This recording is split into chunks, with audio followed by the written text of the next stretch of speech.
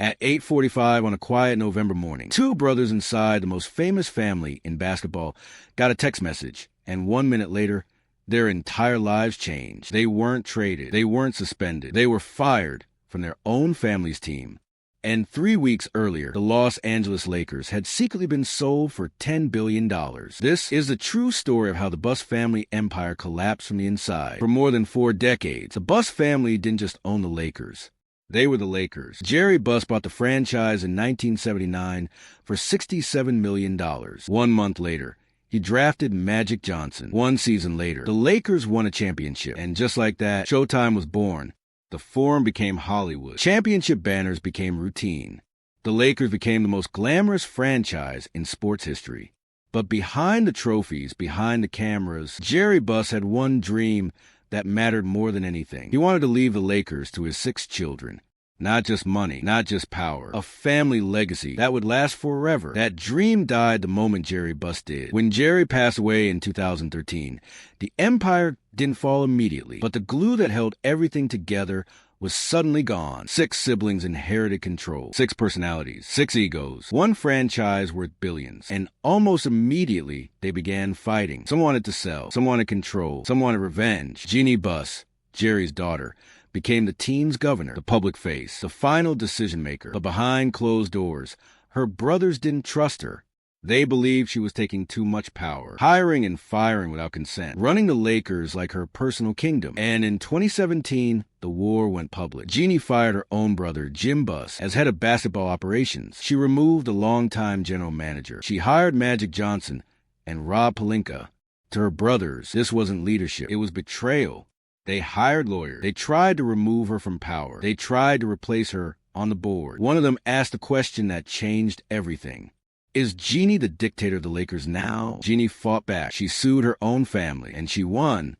3 siblings sided with her. 2 were pushed out. The family stopped speaking. From that moment on, the Buss family was no longer family. It was a battlefield. Years passed. The Lakers struggled, then recovered. LeBron arrived. Another championship banner went up. From the outside, everything looked perfect, but inside, the family was breaking apart. And then came the sale. In late October, without public drama, Jeanie Buss completed a deal that shocked the sports world. She sold the Los Angeles Lakers to billionaire Mark Walter. Price tag? $10 billion. The most expensive team sale in sports history. And here's the part nobody expected. 3 weeks later, she fired her own siblings. On November 20th, at 8:45 in the morning, Jeanie Buss received a text from the Lakers CFO. 1 minute later, his brother Joey got a call. Both were being fired immediately. No meeting, no warning, no goodbye. Jeanie Buss, their sister, begged not to be fired. Please let me resign. She was fired anyway. Later, she said she felt like a crumpled piece of paper thrown in the trash. And just like that, every single Buss sibling was gone, except one, Jeanie. She fired everybody. One Lakers executive said, the dynasty that Jeanie Buss built for his children ended with one daughter standing alone. But the story doesn't end there, because even after the sale, some siblings began asking dangerous questions. Was the sale legal under the family trust? Did Jeanie benefit her allies financially? Did she secretly cut deals behind her family's backs? No lawsuits have been proven. No crimes have been confirmed. But the damage? Permanent. Jeanie Buss now says he's spoken to Jeanie only 4 or 5 times in 8 years. One sister says their father would be devastated. I don't think my dad would be happy with how this turned out, she said. And that might be the most tragic part of all.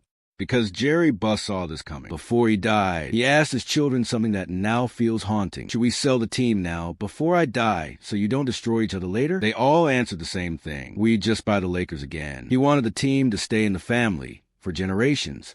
Instead, the Lakers left the family in a storm of lawsuits, betrayals, firings, and silence. The greatest dynasty in basketball history didn't end with a loss. It ended with a text message. And now, one final question remains. Was this business or was it revenge?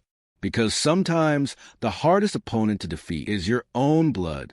If you enjoyed this story, subscribe for more real-life sports dramas that change history. And remember, dynasties aren't destroyed by rivals. They're destroyed from the inside.